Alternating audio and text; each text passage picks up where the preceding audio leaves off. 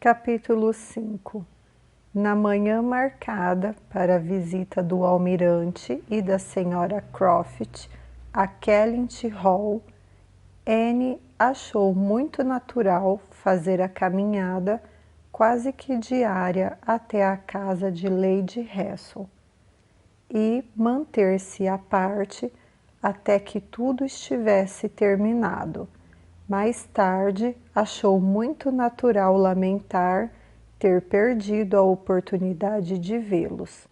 O encontro das duas partes foi amplamente satisfatório e concluiu todo o negócio de uma só vez.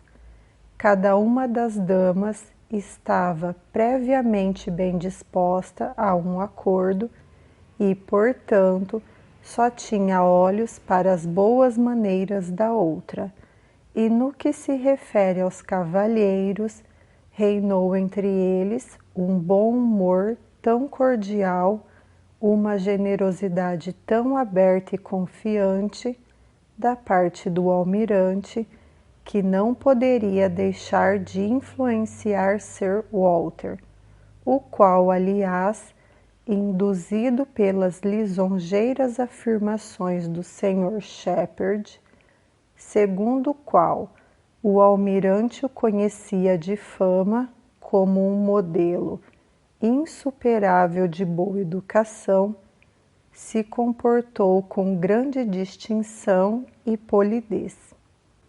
A casa, os terrenos e a mobília foram aprovados. Os Croft foram aprovados.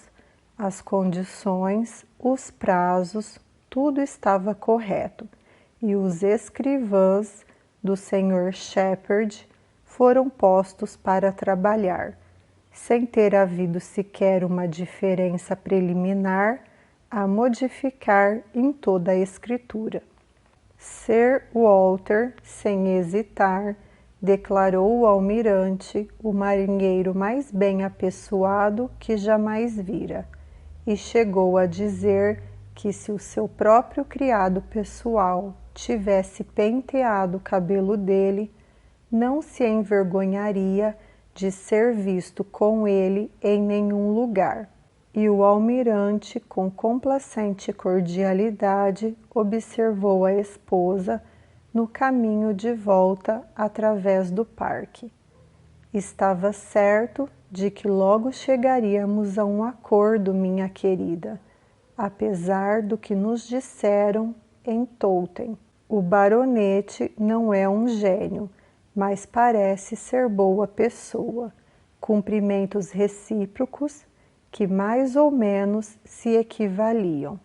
Os Croft deviam tomar posse da casa no dia de São Miguel, e como Sir Walter propôs mudar-se para Bath no mês anterior, não havia tempo a perder para levar adiante os preparativos necessários.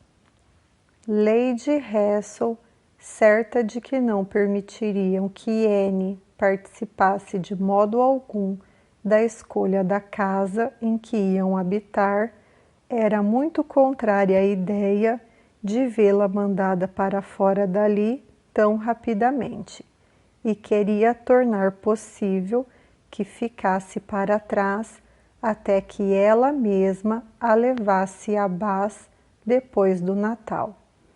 Mas tendo compromissos que deviam afastá-la de Kellynch por várias semanas, não pôde fazer um convite bem amplo como queria. E Anne, embora temesse o possível calor de setembro no branco esplendor de Bath e lamentasse perder toda a doce e melancólica influência dos meses de outono no campo, não achava que tudo bem, considerando que quisesse permanecer. Ir com os outros seria mais correto, mais prudente e, portanto, deveria provocar menos sofrimentos. Ocorreu algo, porém, que lhe impôs outro dever.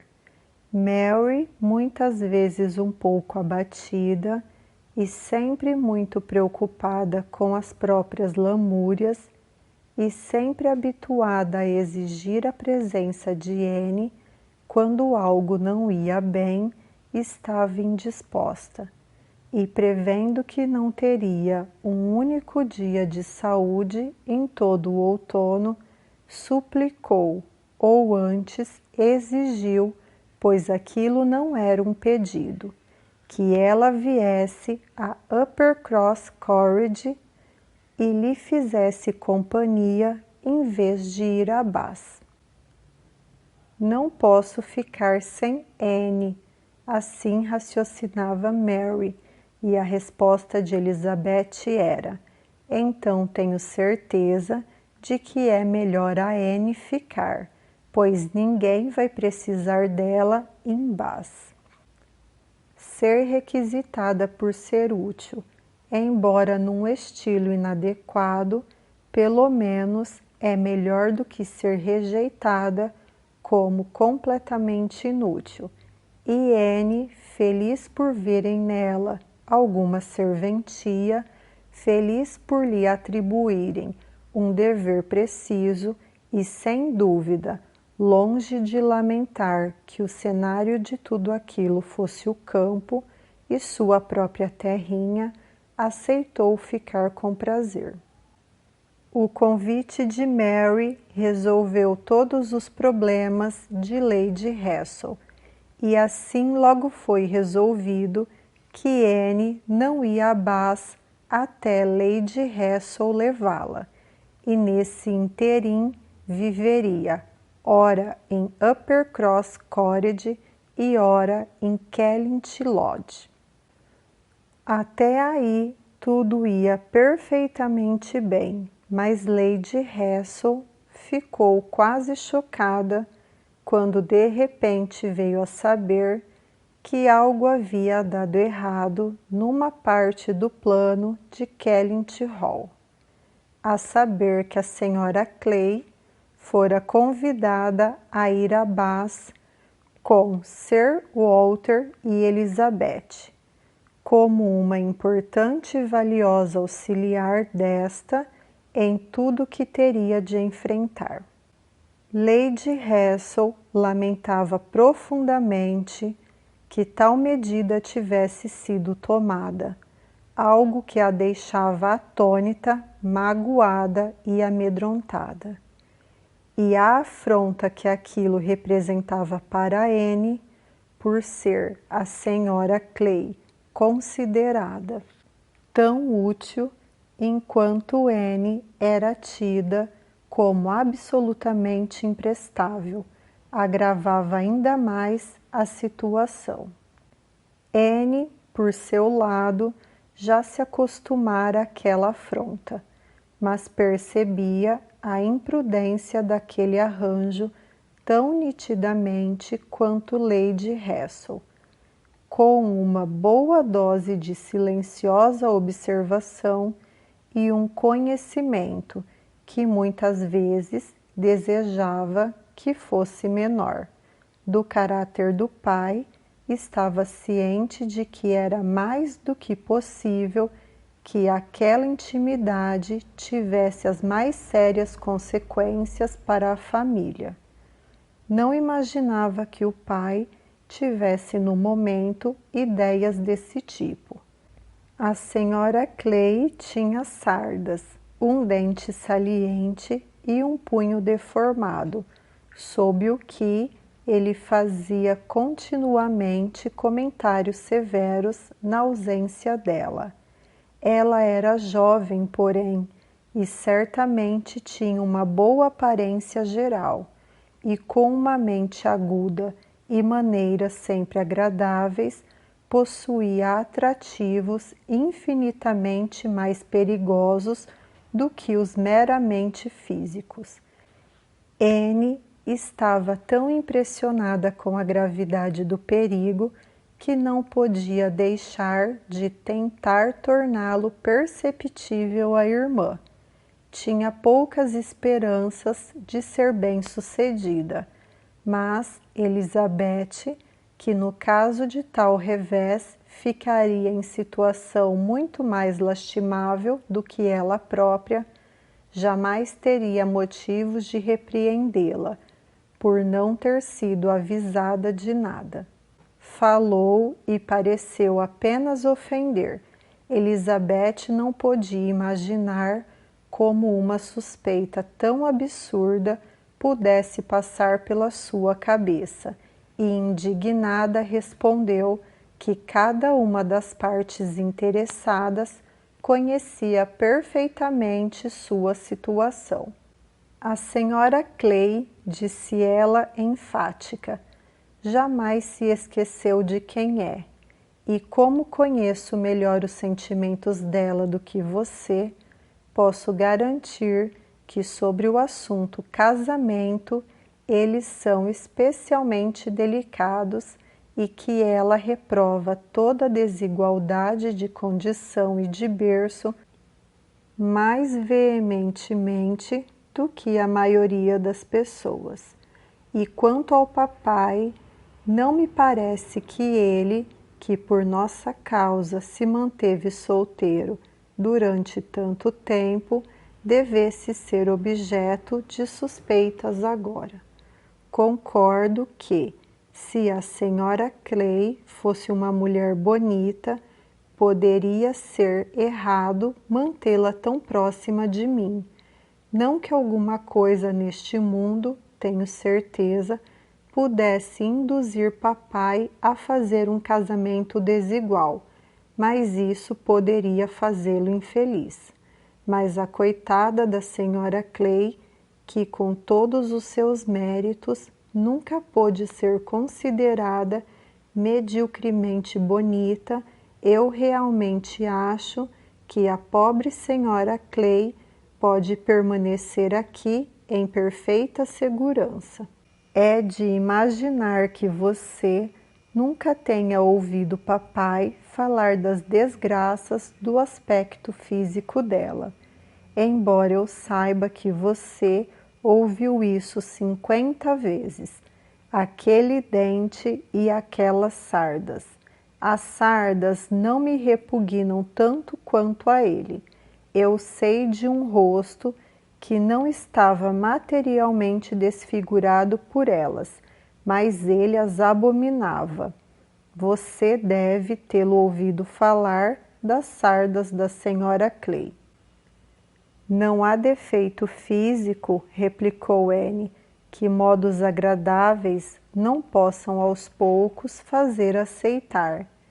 Tenho uma opinião bem diferente a esse respeito, retorquiu Elizabeth brevemente.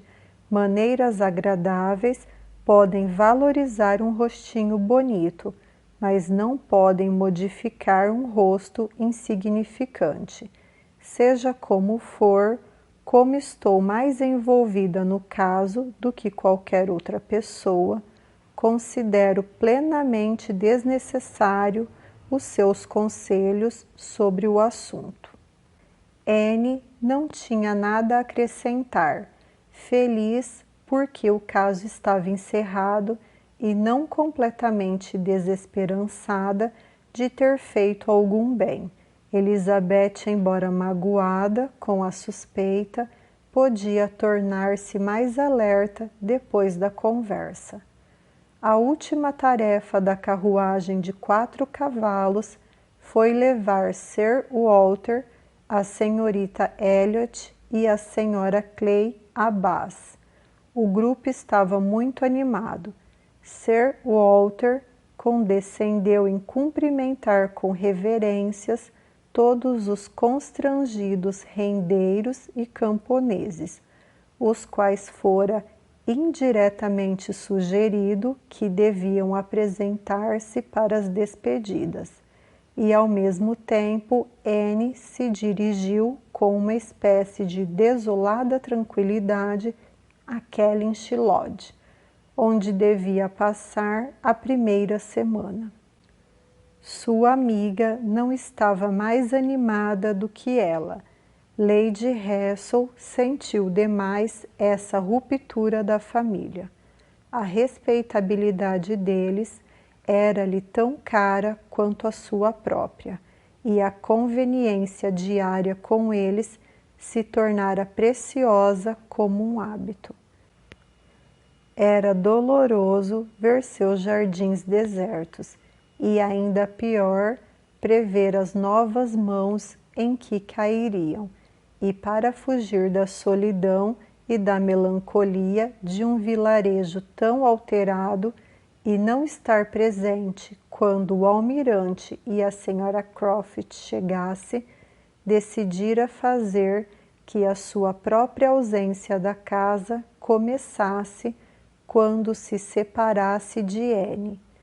Assim, as duas mudanças se fariam ao mesmo tempo, e Anne desceu em Uppercross Cottage na primeira parada da viagem de Lady Russell. Uppercross era um vilarejo de dimensões medianas, que alguns anos antes era todo de velho estilo inglês, com apenas 2 casas de aspecto superior ao das casas dos camponeses e lavradores, a mansão do fidalgo com seus muros altos, grandes portões e velhas árvores, sólida e antiquada, e a casa paroquial, compacta e estreita, fechada por seu jardim bem cuidado, com as janelas de 2 batentes, adornados por uma videira e uma pereira.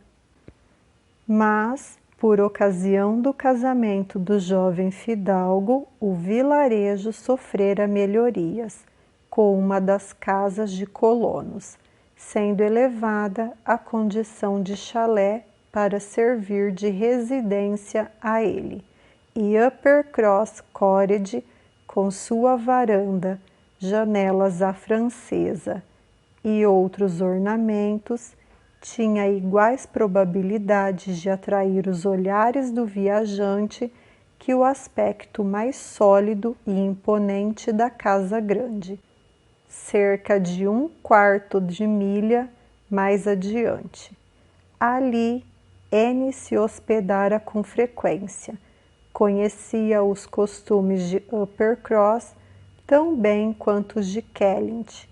As duas famílias encontravam-se tantas vezes, estavam tão acostumadas a todo momento entrar na e sair da casa um dos outros, que era até uma surpresa para ela encontrar Mary sozinha.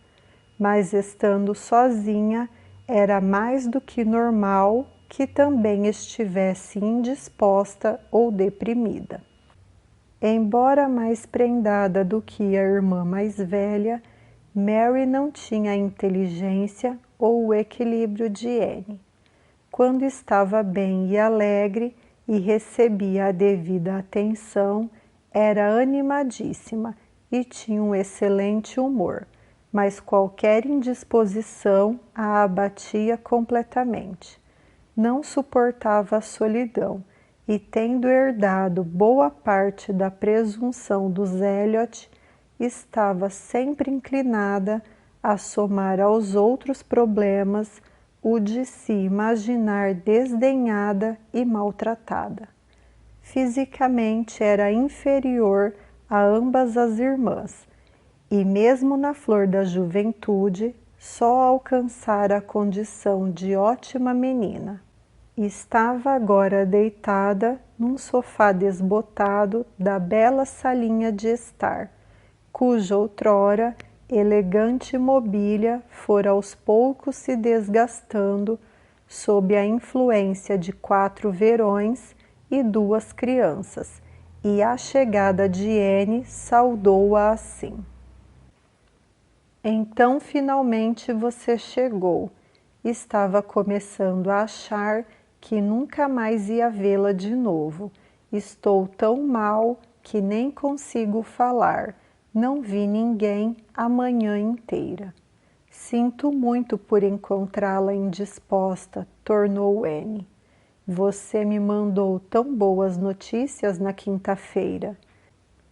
É verdade, e fiz o que podia. Sempre faço, mas estava longe de me sentir bem aquele dia, e acho que nunca passei tão mal em minha vida como hoje de manhã, indisposta demais para ser deixada sozinha, com certeza. Suponha que eu sofresse algum ataque terrível e não conseguisse tocar a campainha. E então, Lady Hassel nem mesmo desceu da carruagem. Acho que ela não entrou nessa casa nem 3 vezes durante todo o verão. Anne deu uma resposta conveniente e perguntou pelo marido dela. Ah, Charles, saiu para caçar. Não o vejo desde as 7 da manhã. Ele quis ir, apesar de eu ter lhe dito como me sentia mal. Ele disse que não demoraria muito, mas ainda não voltou e já é quase 1 hora. Garanto a você que não vi viva alma esta manhã inteira. Os seus filhinhos não estiveram com você? Estiveram, enquanto eu pude suportar o barulho, mas eles são tão travessos que me fazem mais mal do que bem. O pequeno Charles não se importa com nada do que eu digo, e o Walter está ficando igual a ele. Você logo vai melhorar agora, tornou Anne alegremente. Você sabe que eu sempre a curo quando chego. Como vão seus vizinhos da casa grande? Não tenho notícias deles. Não vi nenhum deles hoje, a não ser o Sr. Musgrove, que parou e falou através da janela, mas sem descer do cavalo. E embora eu lhe contasse como estou adoentada, nenhum deles veio visitar-me. Acho que tal visita não estivesse nos planos das senhoritas Musgrove, e elas só fazem o que lhes convém. Talvez elas venham ainda esta manhã, ainda é cedo. Garanto que nunca sinto falta delas. Elas riem e falam demais para o meu gosto. Ah, Anne, sinto-me tão mal. Foi muita desconsideração sua vir na quinta. Minha querida Mary, lembre-se de como me mandou ótimas notícias de você. Escreveu um bilhete muito animado e disse estar perfeitamente bem sem precisar de mim. E sendo esse o caso, você deve saber que era meu desejo permanecer com Lady Hassel até o último momento. E, além do que sentia por ela, eu estava realmente tão atarefada, tinha tanta coisa para fazer, que não podia sair de Kellynch mais cedo sem problemas. Pobre de mim, o que você poderia ter para fazer?